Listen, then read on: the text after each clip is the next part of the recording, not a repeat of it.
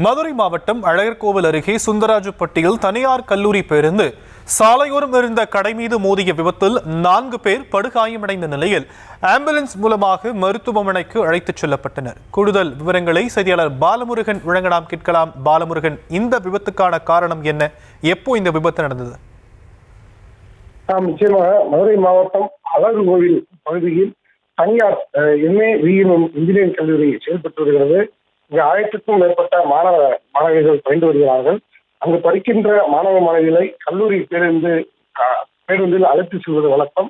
இன்று மதுரை மாநகர் பகுதியில் படிக்கின்ற மாணவ மாணவிகளை கல்லூரி பேருந்தில் ஏற்றி வரும் பொழுது அழகர்கோவில் அருகே உள்ள பூண்டி பகுதியில் தனியார் கல்லூரி பேருந்து கட்டுப்பாட்டை இழந்து சாலையோரம் இருந்த கடை மீதும் சேரோ ஆட்டோ மீதும் மோதி விபத்து ஏற்பட்டிருக்கிறது. ஆனால் 4க்கும் மேற்பட்டோர் காயமடைந்திருக்கிறார்கள். காயமடைந்தவர்களை 108 ஆம்புலன்ஸ் மூலம் மதுரை அரசு ராஜாஜி மருத்துவமனைக்கு சிகிச்சைக்காக அனுப்பி வைத்து சிகிச்சை பெற்று வருகின்றன. பேருந்து விபத்தை தொடர்ந்து அந்த பகுதியில் பொதுமக்கள் சாலை மறியல் போராட்டம் நடத்தியதால் அப்பகுதியில் போக்குவரத்து பாதிப்பு இருக்கிறது.